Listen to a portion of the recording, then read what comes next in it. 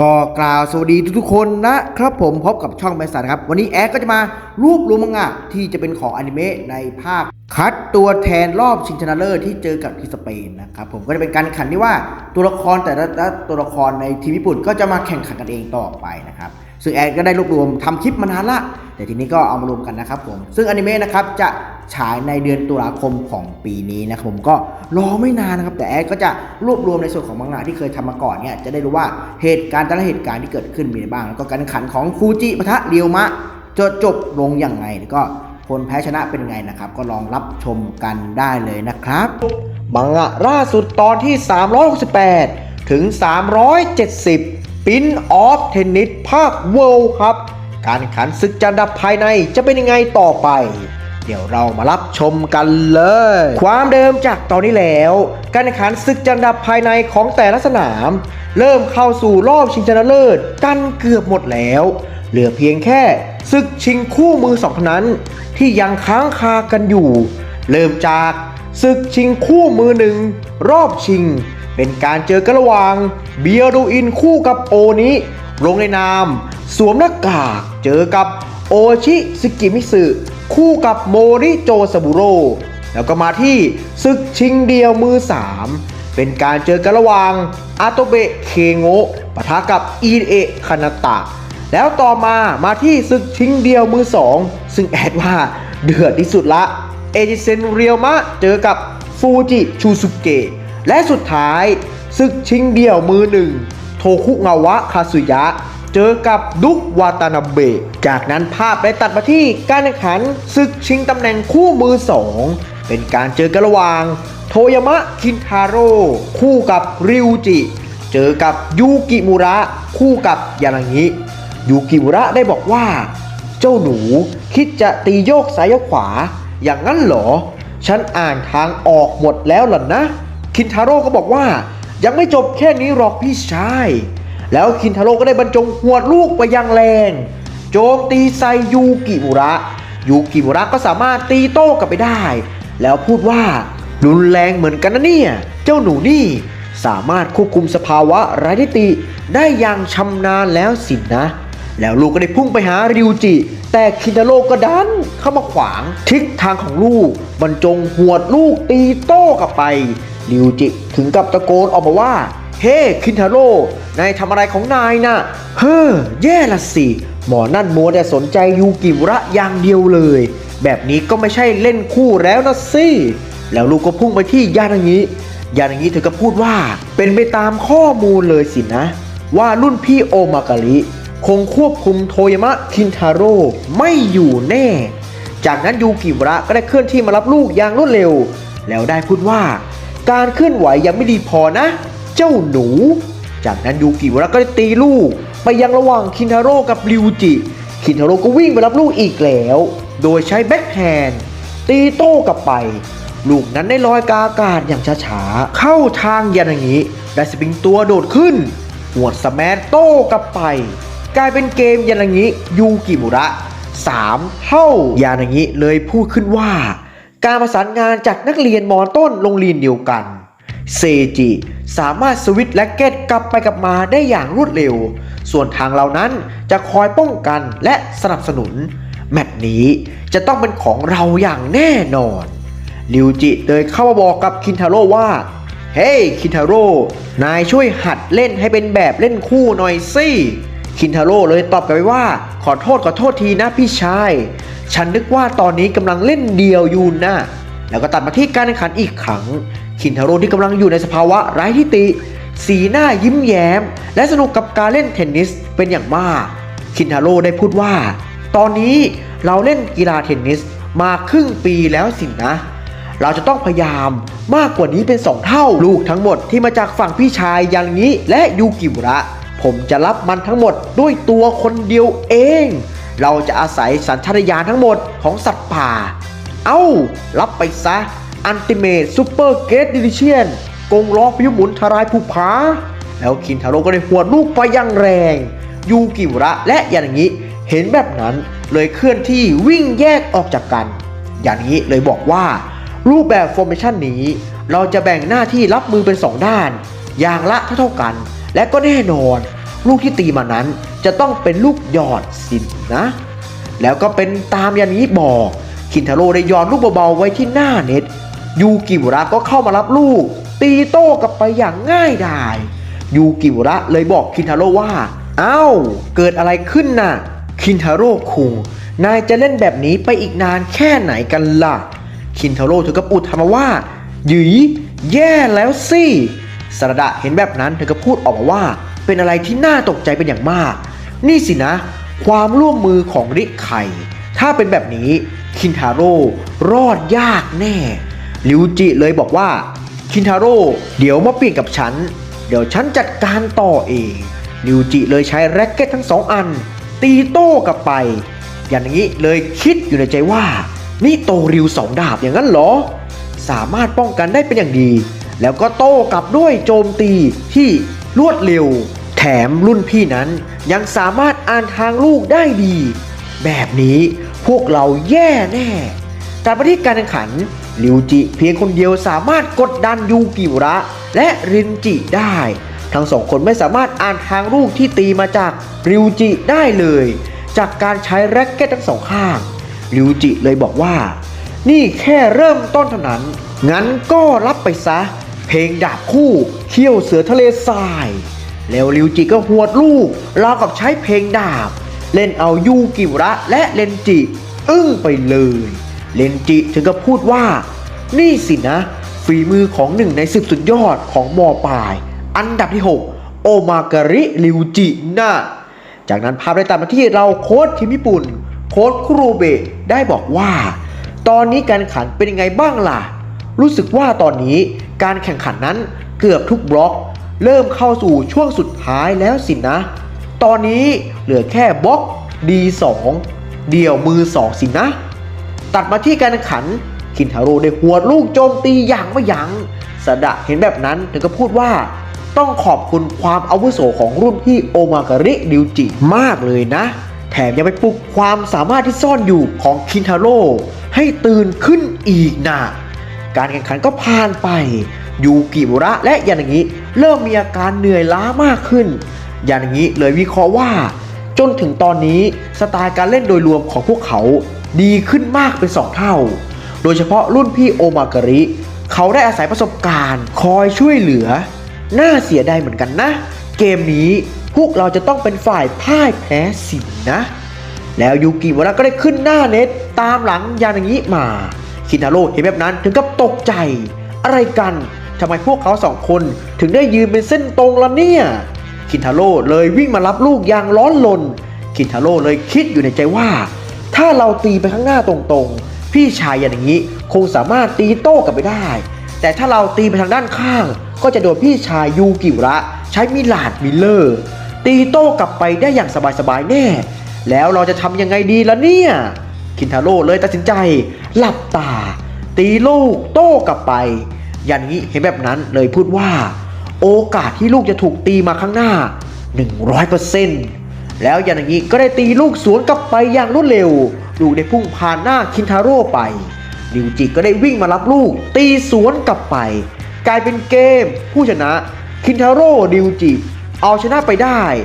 7-5เกมริวจิเลยบอกคินทาโร่ว่าเฮ้คินทาโร่อย่ามัวแต่เมอสิบางทีฉันก็ไม่สามารถวิ่งมารับลูกแทนนายได้ทุกครั้งหรอกนะคินทาโร่ก็ทำสีหน้าอย่างเคร่งเครียดแล้วก็จู่ๆก็เปลี่ยนอารมณ์ได้อย่างรวดเร็วแล้วก็พูดว่าเย่เย่ฮ่าฮ่าฮ่าในที่สุดพวกเราก็ชนะสินะพี่ชายนี่ช่วยบอกความลับของนิโตริว2 มือหน่อยสิครับแล้วจากนั้นสดะก็ได้เข้ามาพูดกับยูกิระและอย่างนี้ว่าเป็นการจับคู่ที่ดีมากเลยนะสำหรับตัวฉันน่ะอย่างนี้เลยบอกกลับไปว่าพวกเราน่ะมีกลยุทธ์ที่สามารถรับมือกับโทยามะคินทาโร่ได้อยู่แล้วแต่สุดท้ายก็ต้านความเก๋าประสบการณ์รุ่นพี่โอมาการิไม่ไหวจริงๆยูกิระก็พูดเสริมอีกว่ายังไงก็เถอะเราก็เอาใจช่วย2 คนนั้นอยู่เหมือนกันนะทายเนกิเจมะก็ได้พูดแทรกขึ้นมาว่าไม่พวกเราต่างหากล่ะที่จะชนะ 100% และพากันตัดมาที่ทีมสเปนรองกัปตันทีมมีนามว่าจูริโอโรแมนได้ตะโกนว่าเฮ้ทุกคนหายไปไหนกันหมด เจมาได้ออกมาจากห้องแล้วพูดว่าอ้าวว่าไงจ๊ะเพื่อนมีอะไรผิดปกติอย่างนั้นเหรอจูริโอได้ตะโกนใส่เจมาว่ายังจะมีหน้าพูดอีกก็เพราะเธอนั่นแหละที่ตีลูกอัดใส่เจ้าโรนิโก้จนได้รับบาดเจ็บไปน่ะฉันก็ตกใจเหมือนกันนะที่เธอปกป้องเรียวกะน่ะเจ้าโรนิโก้มีทักษะการตีลูกระยะไกลอย่างแม่นยำแม้แต่ทีมสเปนของเรายังหาผู้เล่นแบบนี้ยากเลยแต่ก็น่าตกใจเหมือนกันนะที่เจ้าโรนิโก้วางแผนที่จะซุ่มยิงเรียวกะน่ะฉันก็ไม่รู้ว่าเจ้านั่นมีเหตุผลอะไรหรอกนะเจมาเลยตอบกลับไปว่าแล้วนายจะทำอะไรต่อไปล่ะคุณจูริโอโรแมนติกทีมเราตอนนี้น่ะยังขาดสมาชิกคนสุดท้ายอยู่สินนะจะไม่มีปัญหาอย่างนั้นหรอพรุ่งนี้จะต้องส่งรายชื่อแล้วนะจูริโอเลยตอบกลับไปว่าอ๋อเรื่องนั้นไม่มีปัญหาหรอกนะแค่นี้สบายมากเดี๋ยวฉันไปฝึกฝนเมนูของตัวฉันเองก่อนนะเจมาเลยบอกว่าอ๋อฉันรู้ละนายคงจับคู่กับเจ้าโรนิโก้ใช่ไหมล่ะจูริโอเลยตอบกลับไปว่าจะบ้าหรอถ้าเป็นแบบนั้นก็นรกกันพอดีสิฉันน่ะมีเพื่อนที่รักความสงบอยู่แถวนี้น่ะแล้วจูริโอก็ได้เข้าไปเคาะประตูห้องเมนาโนเร่เลยบอกว่าอ้าวมีอะไรอย่างนั้นหรอคุณจูริโอโรแมนติกจูริโอเลยบอกว่าไม่ใช่จูริโอโรแมนติกเฟ้ยจูริโอโรแมนต่างหากเล่าตอนนี้น่ะฉันไม่ได้ทำเมนูฝึกซ้อมให้กับมาและโรนิโก้เลยนายคิดว่าจะต้องทำแบบไหนดีล่ะอันโตนิโอเมนาโนเร่เลยตอบไปว่านายตัดสินใจแทนไปได้เลยจูริโอเรื่องนี้น่ะฉันมอบหมายให้นายทำอยู่แล้วล่ะนะจากนั้นจูริโอได้เข้ามาที่สนามซ้อมรอคอยเวลาผ่านไปจนถึงเวลาเที่ยงคืนฝึกซ้อมตีลูกอยู่คนเดียวจู่ๆแบมเบอรี่ก็ได้โผล่มารับลูกจากจูริโอเลยบอกแบมเบอรี่ว่าโอ้มาตรงเวลาดีนี่แบมเบอรี่เลยตอบกลับไปว่าแน่นอนฉันเป็นคงตรงต่อเวลาอยู่แล้วล่ะนะทางด้านเมนาโนเร่ที่ยืนมองอยู่ได้พูดขึ้นว่าเป็นไปตามคาดของฉันเลยสินะแล้วเนื้อเรื่องต่อจากนี้จะเป็นยังไงต่อไปติดตามได้ในเดือนหน้านะครับก็จบไปแล้วครับสำหรับสรุปเนื้อหามังงะล่าสุดตอนที่368ถึง370มังงะล่าสุดตอนที่371ถึง373ปินออฟพินิจภาคเวิลด์ครับการแข่งขันศึกจันทร์อันดับภายในรอบสุดท้ายจะเป็นยังไงต่อไปเดี๋ยวเรามาดูกันเลยความเดิมจากตอนนี้แล้วการแข่งขันชิงตำแหน่งคู่มือ2ระหว่างโทยามะคินทาโร่คู่กับริวจิสามารถเอาชนะคู่ของยูกิมุระกับยานางิไปได้ก็กลายเป็นว่าภาคนี้ยูกิมุระพ่ายแพ้ไปแล้ว3ครั้งด้วยกันก็ขึ้นแท่นเป็นตัวละครที่พ่ายแพ้มากที่สุดในเรื่องนี้เข้าไปแล้วจากนั้นภาพได้ตัดมาย้อนกลับไปที่บทสนทนาระหว่างเบียรูอินกับดุกได้บอกว่าโอ้จริงดิอาการบาดเจ็บของคุณดีขึ้นมากอย่างนั้นหรอแล้วคุณคิดยังไงกับโทคุงาวะคุงล่ะเบียรูอินเลยตอบกลับไปว่าเรื่องของเจ้านั่นน่ะหรออยู่ในหัวฉันอยู่ตลอดเวลาฉันไม่สนใจเรื่องอดีตแล้วล่ะขอแค่เจ้านั่นชนะทีมญี่ปุ่นก็ได้รับชัยชนะด้วยเรื่องอื่นฉันไม่คิดถึงมันหรอกนะเมื่อหลายปีที่ผ่านมาเจ้านั่นแข็งแกร่งขึ้นมากเจ้านั่นเกือบจะเอาชนะฉันได้มีเพียงอย่างเดียวที่เป็นจุดอ่อนสำหรับเจ้านั่นก็คือความเมตตาคุณธรรมของเจ้านั่นยังไงล่ะสิ่งนี้จะพาหมอนั่นไปสู่ความพ่ายแพ้ต่อผู้เล่นระดับมืออาชีพน่ะดุ๊กเลยบอกว่าตัวเขานั้นคงคิดว่าตัวคุณน่ะคงเป็นกำแพงสุดท้ายที่ยืนขวางหน้าเขาอยู่สินะเขาคงคิดอยู่ในหัวตลอดเวลาและไม่สามารถถามคุณได้ในแมตช์ที่ดีที่สุดสำหรับชีวิตของผมในการเป็นนักเรียนผมว่าเป็นแมตช์ที่ได้อยู่ต่อหน้าชูรี่น้องสาวของผมนี่แหละน่าจะดีที่สุดแล้วนะครับบอสเบียรินเลยตอบไปว่าอย่างนั้นเองเหรอราชาแห่งการทำลายล้างเส้นทางที่นายเลือกคงมีแต่ชนะกับแพ้ต่อผู้ชายที่ยืนอยู่ตรงหน้านายอยู่ละสินะแล้วตัดมาที่บทสนทนาระหว่างโค้ชทีมญี่ปุ่นโค้ชไซโต้ได้บอกว่า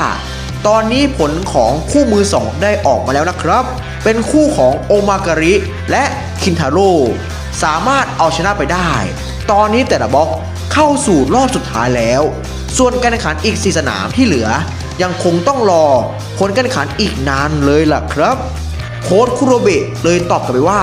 ทำไมกันล่ะทั้งที่เวลาแข่งเริ่มเวลาเดียวกันแท้แต่ทำไมถึงได้แข่งขันจบกันช้าถึงขนาดนั้นล่ะโค้ชมิฟุเนะเลยพูดแทรกขึ้นมาว่านั่นก็เพราะนี่คือโอกาสสุดท้ายแล้วยังไงล่ะจากนั้นภาพได้ตัดมาที่สนามแข่งชิงเดี่ยวมือ3 EDA ได้บอกว่างั้นพวกเรามาเริ่มกันเถอะนะอาโตเบะคุงไหนขอดูพัฒนาการของนายหน่อยสิว่าไปถึงขั้นไหนกันแล้วอาโตเบะเลยตอบกลับไปว่านายอยากจะลองดูไหมล่ะEDAเลยหัวเราะออกมาว่าฮ่าฮ่าฮ่า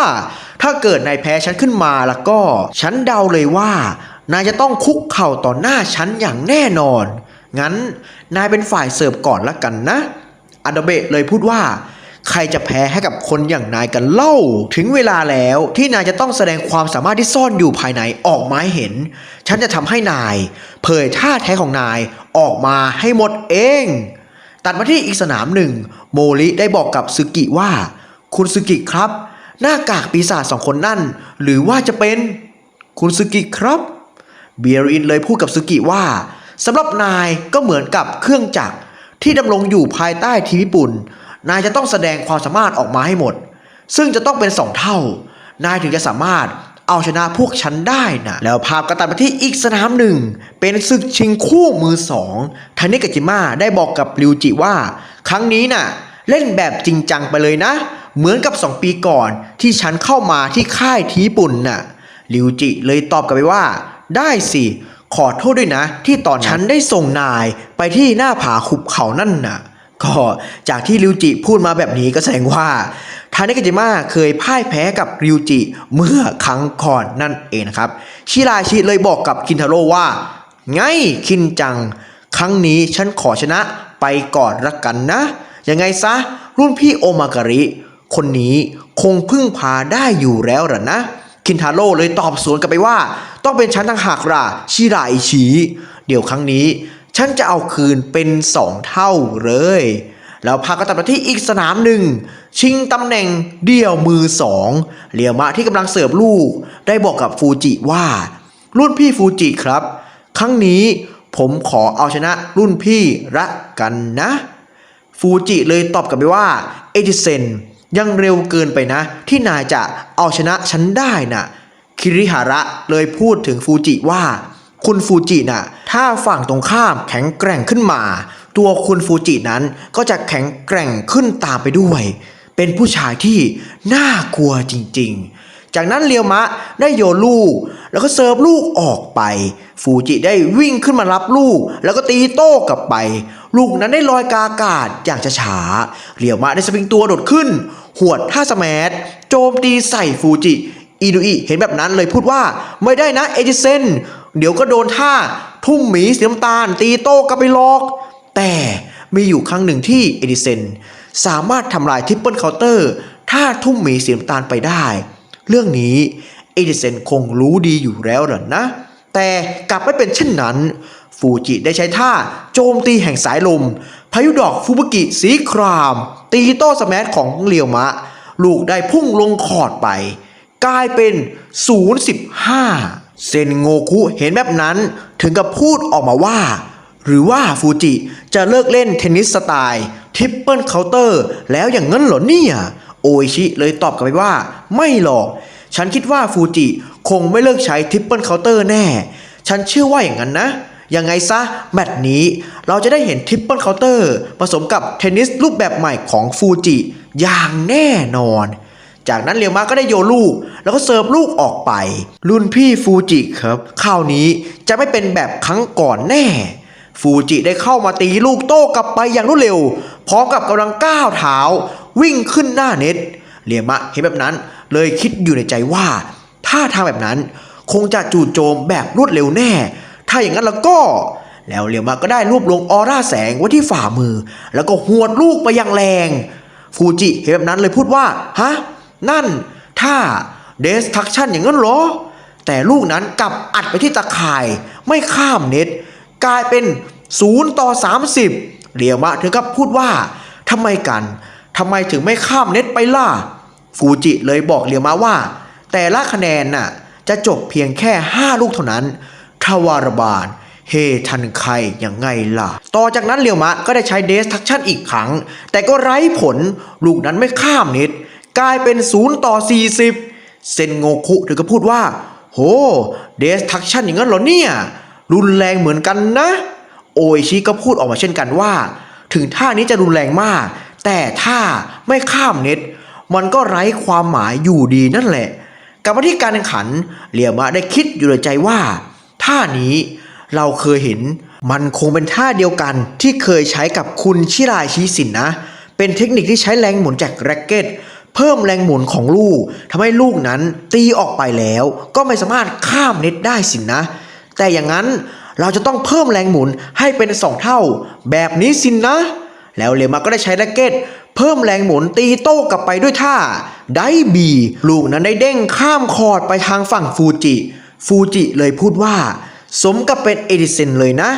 แค่เห็นท่านี้ของฉันเพียงครั้งเดียวก็สามารถทำลายท่าทวารบาลเฮทันไคของฉันได้ซึ่งฉันก็รู้อยู่แล้วล่ะว่าคนอย่างนายคงสามารถทำได้แน่แต่ว่าฉันก็อ่านเกมล่วงหน้าว่าจะเป็นแบบนี้ตั้งแต่แรกแล้วเหรอนะแล้วฟูจิก็ได้ตีโต้กลับไปด้วยท่านั่งแอนหวนกลับลูกได้พุ่งเลียดล่าไปกับพื้นกลายเป็นเกมฟูจิ1-0เกมเรียวมาถึงกับตกตะลึงเลยพูดว่านี่สินะเทคนิคทั้งหมดของรุ่นพี่ฟูจิน่ะแล้วถ้าอย่างนั้นละก็แล้วเรียวมาก็ได้ปล่อยออร่าแสงออกมาเข้าสู่สภาวะไร้ทิฏฐิฟูจิเห็นแบบนั้นเลยบอกว่ามาแล้วสินะที่สุดแห่งไร้ตัวตนสภาวะไร้ทิฏฐิน่ะฉันกำลังรอคอยอยู่พอดีเลยนะรู้สึกว่าตอนนี้เราเหมือนกับได้ต่อสู้กับคู่แข่ง2คนในเวลาเดียวกันเลยล่ะนะจากนั้นภาพได้ตัดมาที่สนามอีกสนามหนึ่งเป็นการแข่งขันระหว่างโทคุงาวะเจอกับดุกยูกิบุระได้บอกกับซาดะว่าดูสิใบหน้าของคุณโทคุงาวะน่ะมันช่างแตกต่างกับตอนที่เขาแข่งขันกับนายเลยนะซาดะเลยตอบกลับไปว่าจะมาแดกดันกันสิยูกิบุระรอฉันก่อนรอฉันฝึกการเบี่ยงเบนครั้งที่3สำเร็จก่อนเถอะครั้งหน้าฉันไม่พ่ายแพ้แน่นี่ยูกิบุระจะว่าไปแล้วพวกรุ่นพี่น่ะเหมือนกับสัตว์ประหลาดจริงๆเลยวันนั้นจากนั้นโทคุงาวะก็ได้เข้ามารับลูกโดยใช้แร็กเก็ตย่อนลูกเบาๆดุกเลยตะโกนออกมาว่าเพย์บอลแล้วก็เสื้อขาดกระจุยบรรจงหวดลูกไปอย่างแรงยูกิบุระเห็นแบบนั้นเลยบอกว่าดูนั่นสิมาแล้วถ้าทรงพลังของรุ่นพี่น่ะซาดะก็พูดออกมาเช่นกันว่าลูกแรงขนาดนั้นต่อให้เป็นรุ่นพี่โทคุงาวะคงไม่ไหวล็อกแล้วดุกก็ได้บรรจงหวดลูกไปอย่างแรงเอาไปซะดุกโฮมรันโทคุวะได้งัดท่าแบ็คโฮต้านเอาไว้ดุกเห็นแบบนั้นเลยพูดว่าเฮ้อสร้างแบ็คโฮต้านความแรงของลูกไว้ที่ด้านหลังอย่างนั้นเหรอแค่นี้ไม่ได้ผลหรอกนะแล้วดุกก็ได้หมุนแร็กเก็ตไปทางฝั่งแบ็คแฮนด์หวดลูกออกไปลูกนั้นได้พุ่งผ่านหน้าโทคุงาวะไปอย่างแรงกลายเป็นเกมดุก3เท่าดุกเลยบอกโทคุงาวะว่าโทษทีนะพอดีฉันเลือดร้อนไปหน่อยนะโทคุงาวะเลยตอบดุกกลับไปว่าอย่างนั้นเองหรอครับรุ่นพี่ครับแมตช์นี้ผมขอชนะรุ่นพี่ก็แล้วกันนะครับซาดะเลยบอกกับยูกิบุระว่ายูกิบุระสำหรับฉันนายก็คือเป้าหมายแต่ในอนาคตมันก็ไม่แน่เหมือนกันสำหรับพวกเราแล้วรุ่นพี่ก็คือเป้าหมายสุดท้ายของพวกเราละสินนะแต่มาที่อีกสนามหนึ่งอีเดะได้บรรจงหวดลูกโจมตีใส่อาโดเบะจนแร็กเก็ตกระเด็นเลยทีเดียวโอชิทาริเห็นแบบนั้นเธอก็พูดว่าอะไรกันน่ะทำไมเขาคนนั้นถึงได้เปลี่ยนไปคนละคนเลยล่ะกลายเป็นเกมอีเดะขึ้นนำไปอย่างขาดลอย5-0เกมอีเดะได้บอกกับอาโตเบะว่าฉันคาดหวังกับนายสูงเกินไปสินะฉันมันโง่จริงๆถึงแม้พัฒนาการของนายจะน่าสนใจแต่ถ้าได้เพียงแค่เท่านี้ฉันรู้สึกผิดหวังกับนายจริงๆอาโตเบะที่อยู่ในสภาพเหนื่อยหอบเลยตอบกลับไปว่านายจะพูดอะไรฉันก็ไม่สนหรอกนะแล้วการแข่งขันทั้งหมดจะเป็นยังไงต่อไปติดตามได้ ในเดือนหน้านะครับก็จบไปแล้วนะครับสำหรับสรุปมังงะล่าสุดตอนที่371ถึง373ล่าสุดตอนที่374ถึง376ปิ้นออฟพินิชภาคเวิลด์ครับการแข่งขันศึกจัดอันดับภายในรอบสุดท้ายจะเป็นยังไงต่อไปเดี๋ยวเรามารับชมกันเลยความเดิมจากตอนนี้แล้วการแข่งขันศึกจัดอันดับภายในรอบสุดท้ายได้เริ่มขึ้นสนามที่เริ่มขึ้นไปนั้นก็จะมีชิงเดียวมือ3เป็น EDA ขึ้นนำอาโดเบไปอย่างขาดลอย5-0เกมส่วนสนามชิงเดียวมือ2เป็นฟูจิขึ้นนำเรียวม้าไป1-0แล้วเรียวม้าได้เข้าสู่สภาวะไร้ที่ติเป็นที่เรียบร้อยแล้วอีกสนามหนึ่งชิงตำแหน่งเดียวมือ1เป็นดุ๊กปะทะกับโทคุกาวะศึกนี้กินกันไม่ลงอยู่ที่3เท่าจากนั้นภาพได้ตัดมาที่สนามชิงเดียวมือ2ฟูจิได้บอกกับเรียวมะว่าฉันน่ะไม่เคยแพ้2ครั้งติดต่อกันกับคู่ต่อสู้คนเดียวกันนะเข้าใจหรือเปล่าล่ะเอจิเซนเรียวมะเลยตอบกลับไปว่าเฮ้ยนี่ผมเคยชนะรุ่นพี่ฟูจิไปแล้วอย่างนั้นเหรอแล้วฟูจิก็เป็นฝ่ายเสิร์ฟฟูจิได้เสิร์ฟลูกออกไปเรียวมะที่อยู่ในสภาวะไร้ทิฏฐิได้ตีลูกโต้กลับไปเรียวมะถึงกับอึ้งอะไรกันทำไมการเคลื่อนไหวของเราถึงได้หยุดไปชั่วขณะหนึ่งไปล่ะฟูจิได้ตีลูกโต้กลับไปด้วยท่าจูโจมแห่งสายลมพายุดอกฟูบุกิสีครามลูกนั้นได้พุ่งไปอย่างรวดเร็วคิริฮาระถึงกับพูดว่าดูนั่นสิ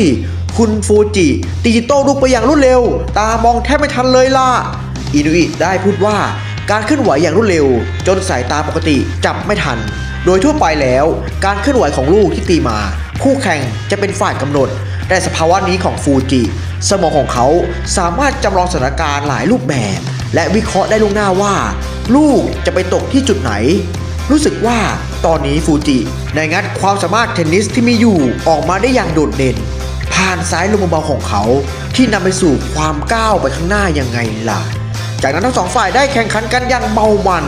ฟูจิได้พูดว่าที่เซงาคุ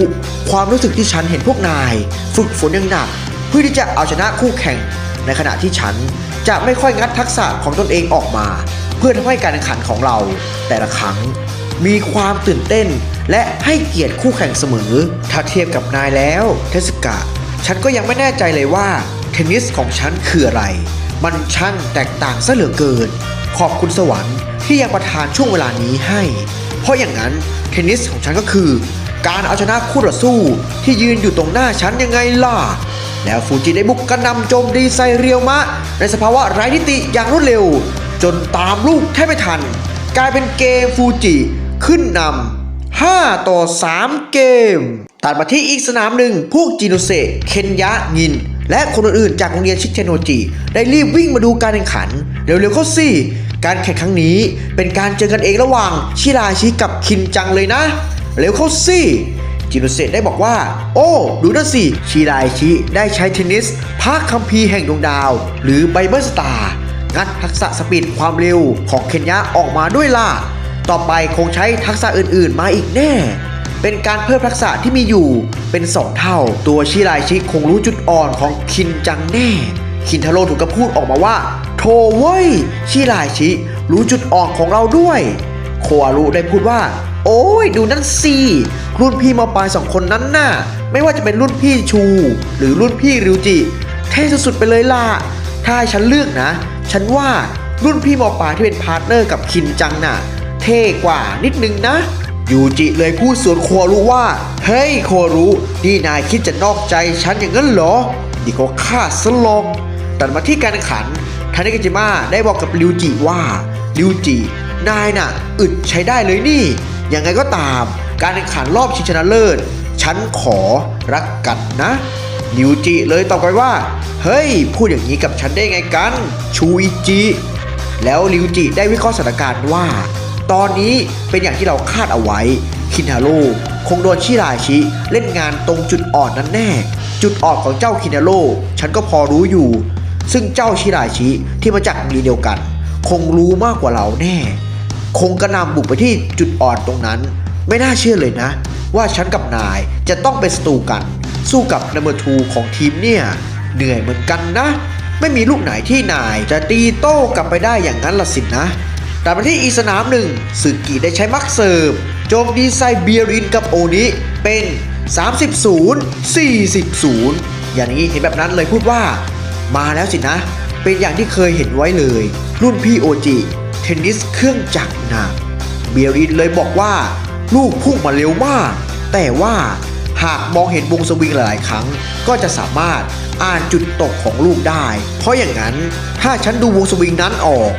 ก็จะเป็นความพ่ายแพ้ของนายยังไงล่ะแล้วเบียรินก็สามารถตีโต้มักเซิร์ฟของซึกิกลับไปได้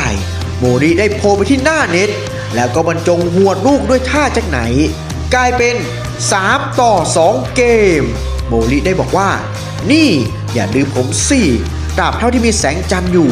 พวกเราจะล้มพวกคุณเองแต่มาที่อีกสนามหนึ่งยูกิวระได้บอกว่า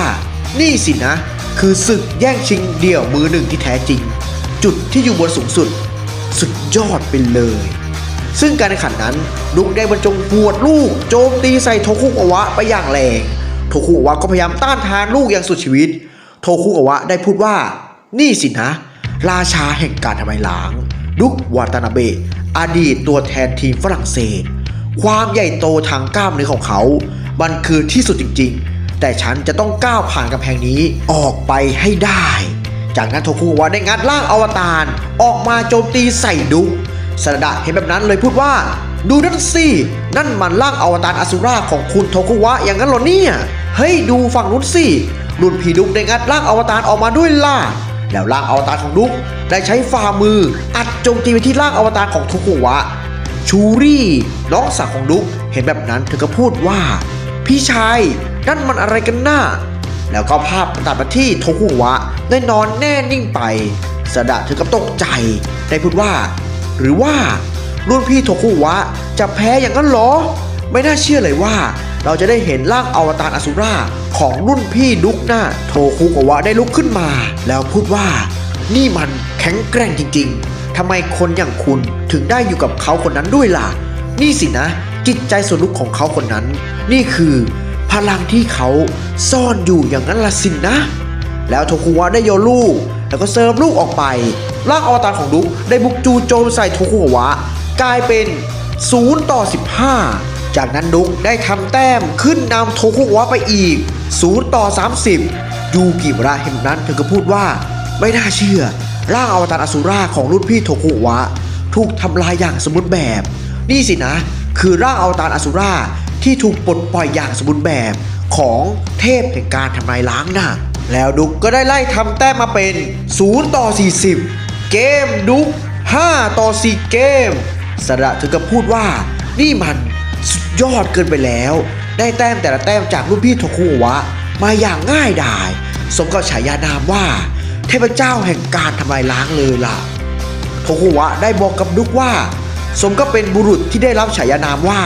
เทพแห่งการทำลายล้างจริงๆถึงแม้จะเป็นเทพหรือปีศาจที่อยู่ข้างบนผมจะต้องเอาชนะให้ได้เพื่อที่จะได้ไปยืนอยู่จุดนั้นแทนพวกคุณยังไงล่ะ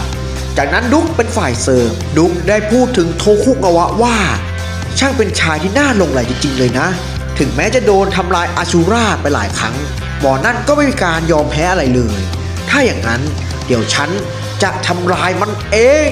แล้วดุกก็ได้บรรจงหวดลูกเสิร์ฟไปอย่างแรงร่างอวตารของดุกได้บุกเข้าโจมตีใส่โทคุกาวะโทคุกาวะได้สร้างแบ็คโฮ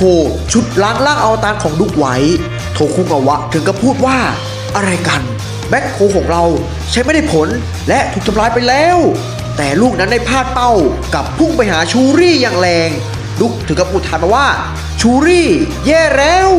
โทคุกาวะได้วิ่งมารับลูกแล้วก็ได้บอกว่ามันมากเกินไปแล้วนะฉันจะปกป้องทุกคนไม่ให้รับความเจ็บปวดจากเทนนิสเองดุกถึงกับตกใจเป็นอย่างมากอะไรกันเจ้าหมอนี่ถึงกับยอมสละตัวเองถึงขนาดนี้เลยเหรอเนี่ยเพื่อให้โลกเห็นถึงความใจอ่อนของนายจงก้าวต่อไปเถิดนะแต่มาที่การแข่งขันเดี่ยวมือ3ทั้งสองฝ่ายได้ตีโต้กันอย่างเมามันอาโตเบะได้บอกกับอีเดะว่านายก็รู้ดีนี่ถึงความแข็งแกร่งของฉันการแข่งขันที่ใช้ความอดทนฉันน่ะไม่แพ้นายอยู่แล้วละอีเดะเลยตอบกลับไปว่าฉันมองทุกอย่างออกหมดแล้วล่ะเดี๋ยวฉันจะทำให้การแข่งขันนี้ จบเร็วที่สุดเองอาโตเบะเลยบอกว่านายไม่มีทางทำให้เสร็จได้หรอกนะเพราะฉันคืออนาคตยังไงล่ะแล้วก็ตัดมาที่เดียวมือหนึ่งกลายเป็นเกมแอนด์แมทผู้ชนะโทคุกาวะ7-5 เกมดุกได้บอกกับโทคุกาวะว่า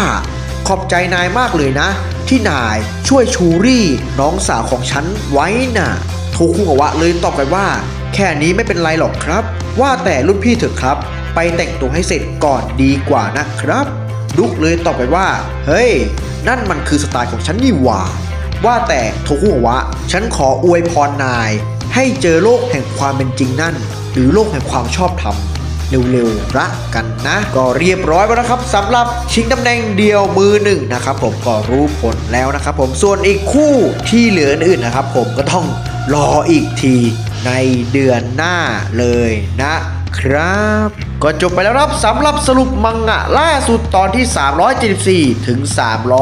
376ตอนที่377ถึง379ปิ้นออฟเดนิสภาคเวิลด์ครับการแข่งขันศึกจะดับภายในรอบสุดท้ายเดี่ยวมือ2คู่มือหนึ่งรู้ผลแล้วเดี๋ยวเรามาดูกันเลยความเดิมจากตอนนี้แล้วศึกจะดับภายในรอบสุดท้ายกำลังทวีความดุเดือดเป็นอย่างมากเริ่มตั้งแต่ชิงคู่มือ2ทาเนกาจิมะคู่กับชิรายชิเจอกับคินทาโร่คู่กับริวจิการแข่งขันได้เริ่มขึ้นไปบ้างแล้วเป็นคู่ของชิรายชิกับทาเนกาจิมะบุกไล่กดดันอย่างต่อเนื่องโดยเฉพาะคินทาโร่ที่เข้าสู่สภาวะไร้ทิฏฐิโดนบุกอย่างหนักหน่วงแล้วก็มาที่ชิงคู่มือหนึ่งเป็นซึกิคู่กับโมริเจอกับเบียรุอินคู่กับโอนิในสภาพที่สวมหน้ากากผลการแข่งขันณตอนนี้เป็นคู่ของโมริและก็ซึกิขึ้นนำไป3-2 เกมซึ่งทางเบียรุอินนั้นสามารถอ่านทางมักเสิร์ฟและสามารถตีโต้มักเสิร์ฟของซึกิกลับไปได้ถือว่าเป็นตัวละครแรกที่สามารถตีโต้ลูกเสิร์ฟนี้กลับไปได้นั่นเองนะครับแล้วมาที่ชิงเดี่ยวมือ3สกอร์ก็ยังคงเดิมเป็นอีเอนำอาโดเบะอยู่5-0 เกมส่วนการแข่งขันชิงเดี่ยวมือ1ผลการแข่งขันนั้นได้ออกมาเป็นที่เรียบร้อยเป็นโทคุงาวะเอาชนะดุกไปได้7-5 เกมก็กำลังตีตำแหน่งผู้เล่นตัวจริงเดี่ยวมือ1เป็นคนแรกนะครับจากนั้นนะครับภาพได้ตัดมาที่ศึกชิงเดี่ยวมือ2เป็นฟูจินั้นขึ้นนำเรียวมะไป5-3 เกมแล้วฟูจิได้บอกกับเรียวมะว่าเอจิเซนฉันจะใช้ทักษะของฉันที่มีอยู่ทั้งหมดในการแข่งขันในครั้งนี้เลยล่ะนะเรียวมะได้ยินแบบนั้นถึงกับตกใจเป็นอย่างมากเลยพูดโต้ตอบกลับไปว่าไม่ว่าลูกจะมาในทิศทางไหนผมก็จะรับให้ได้คอยดูสิแล้วเรียวมะก็ได้เซิร์ฟลูกออกไปฟูจิได้ตีโต้กลับไปอย่างรวดเร็วฟูจิได้พูดว่าฉันจะไม่ปล่อยให้นายทำแต้มได้ง่ายๆหรอกนะเอจิเซนเรียวมะได้วิ่งขึ้นหน้าเน็ตหมุนแร็กเก็ตฝั่งแบ็คแฮนด์ตีโต้กลับไปฟูจิอ่านทางออกเลยเข้ามาตีลูกโด่งลูกนั้นได้ลอยข้ามหัวเรียวมะไปเรียวมะได้ปีนเก้าอี้กรรมการสปริงตัวโดดกาอากาศแล้วก็กำลังตั้งท่าใช้ท่าครูไดส่วนทางฟูจินั้นก็ได้ตั้งท่าผอมที่จะตีท่านางแอนหวนกลับโออิชิเห็นแบบนั้นเลยพูดว่าถ้าโจมตีด้วยท่าครูไดที่รุนแรงขนาดนั้นถ้านางแอ่งหวนกลับที่เป็นหนึ่งในทริปเปิลเคาน์เตอร์ก็จะสามารถตีโต้กลับไปได้รุนแรงมากกว่าเดิมนะสิแต่เรียวมะก็ไม่ได้สนใจอะไรทั้งนั้นได้บรรจงหัวสแมชไปอย่างแรงเรียวมะได้พูดว่ารุ่นพี่น่ะตั้งท่าหลอกผมสินะครับฟูจิเลยงัดท่าทุ่มหมีสีน้ำตาลตอบโต้สแมชของเรียวมะไปเรียวมะรีบวิ่งไปที่ท้ายคอร์ตแล้วก็ตีโต้กลับไปอย่างรวดเร็วฟูจิได้วิ่งขึ้นหน้าเน็ตแล้วก็หย่อนลูกเบาๆกลายเป็น15-0จากนั้นเข้าสู่การแข่งขันอีกครั้ง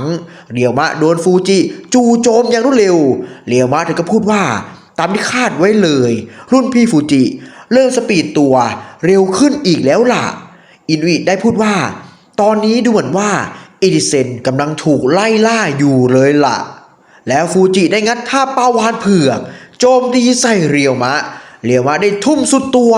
สไลด์ตัวเองวิ่งไปรับลูกจนล้มลงกิ้งกองไปกับพื้นลูกนั้นได้ลอยกลับมาที่ฟูจิได้ตีลูกสวนกลับไป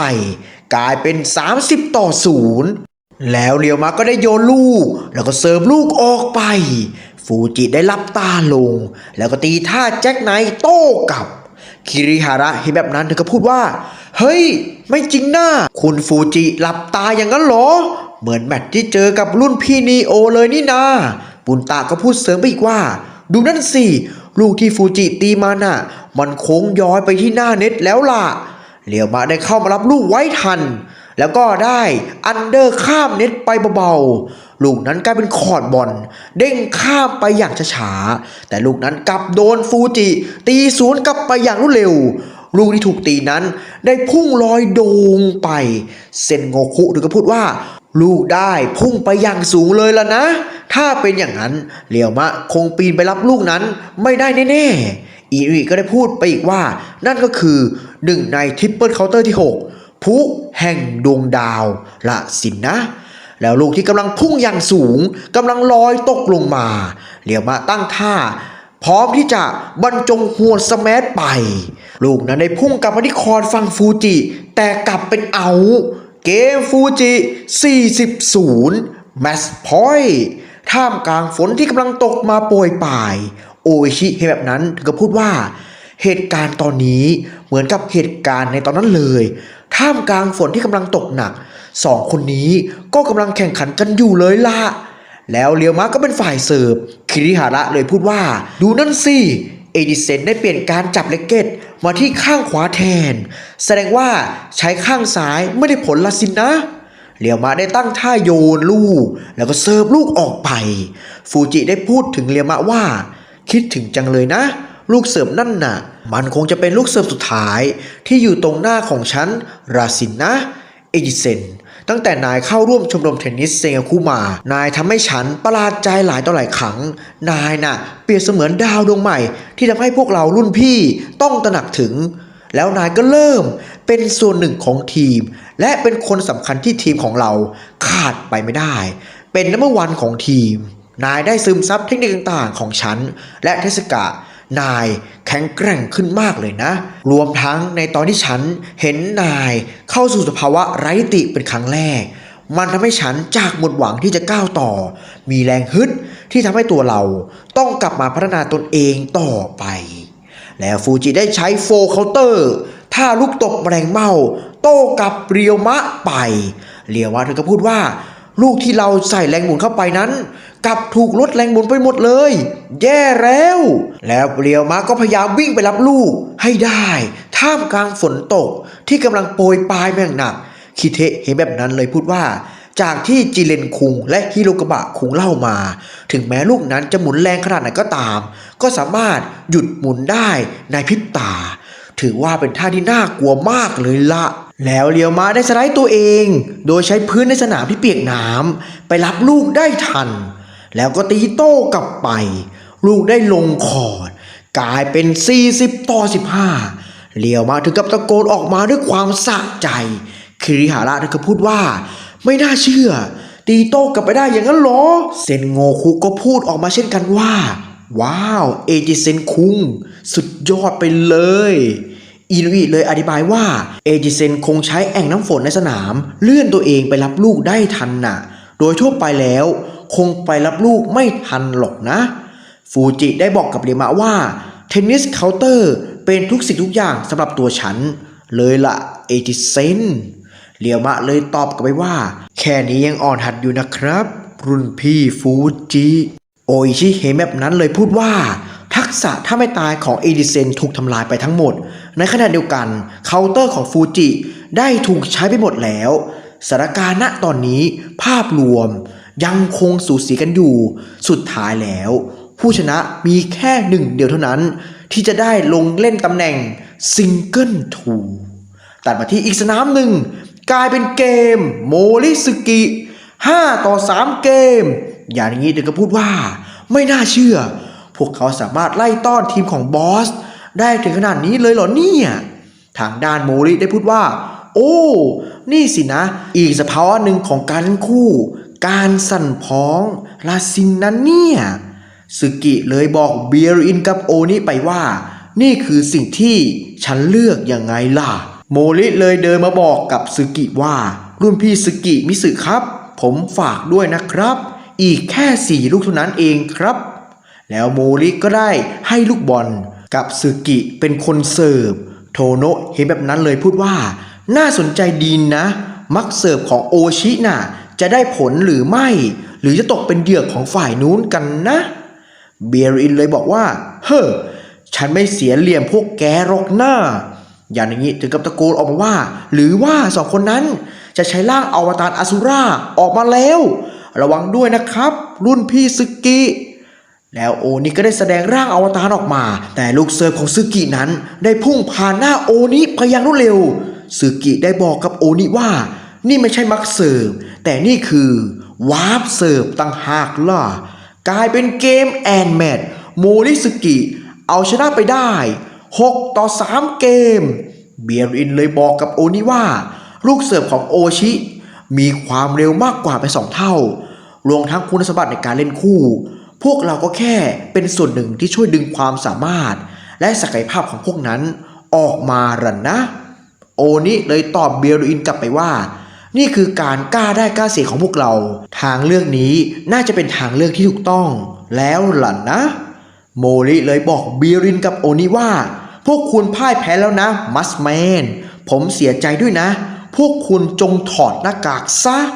เบียรินกับโอนิถึงกับงงเลยตอบโมริกลับไปว่าฮ่าช่วยไม่ได้นะงั้นครั้งนี้ให้เป็นกรณีพิเศษก็แล้วกันแล้วก็ตัดมาที่อีกสนามหนึ่งเรียวมะสามารถไล่เก็บแต้มมาเรื่อยๆกลายเป็นว่าเข้าสู่ช่วงทายเบรกการแข่งขันของทั้งสองคนนี้เป็นไปอย่างสูสีจากนั้นจู่ๆตรงบริเวณแร็กเก็ตของฟูจิมีเปลวไฟสีดำออกมาทุกคนถึงกับตกใจเป็นอย่างมากอินุอิถึงกับพูดว่าไม่น่าเชื่อจนถึงตอนนี้ฟูจิก็ยังไม่หยุดพัฒนาตนเองได้ท่าใหม่อีกแล้วเหรอเนี่ยแล้วท่าที่ฟูจิใช้ก็คือหนึ่งในท่าโจมตีแห่งสายลมฟอกไฟบอลลูกไฟจิ้งจอกเรียวมาเห็นแบบนั้นถึงกับตกใจก็พยายามวิ่งไปรับลูกฟูจิเลยพูดว่านี่อาจจะเป็นครั้งแรกเลยนะและอาจจะเป็นครั้งสุดท้ายที่จะได้เห็นท่าไม่ตายนี้นะเอจิเซนเรียวมาได้เข้ามารับลูกแต่กับวืดอะไรกันเราไม่สามารถตีลูกนี้ได้ลูกบอลเหมือนทะลุผ่านเราไปเลยแม้แต่แรงดันลมเล็กน้อยก็ไม่มีลูกบอลนี้ฉันตีไม่ได้อย่างนั้นหรอฟูจิเลยบอกเรียวมาว่าผู้ที่ชนะในแบบนี้ก็คือฉันยังไงล่ะเรียวมาถึงกับอึ้งแล้วภาพในหัวของเรียวมะได้มีเรียวกะที่นึกถึงปรากฏตัวออกมาแล้วลูกบอลที่ถูกเปลวไฟหุ้มนั้นก็ได้ลงคอร์ดไปกลายเป็นเกมแอนแมทเอจิเซนเอาชนะไปได้7-6เกมเรียวมะมีสีหน้าที่ไม่ค่อยพอใจสักเท่าไหร่ได้บอกกับฟูจิว่านี่รุ่นพี่ครับรุ่นพี่คิดจะเลิกเล่นเทนนิสแล้วอย่างนั้นหรอฟูจิเลยตอบกลับไปว่าทำไมถึงถามแบบนั้นล่ะเอจิเซนสิ่งที่น่าสนใจก็คือแมตช์ในวันนี้ณสถานที่แห่งนี้ต่างหากนะแล้วทั้งสองคนก็ได้จับมือก็เป็นอันจบชิงตำแหน่งเดียวมือ2ผู้ชนะเอจิเซนเรียวมะก็จบไปแล้วนะครับสำหรับสรุปมังงะล่าสุดตอนที่377ถึง370ข่าวนะครับผม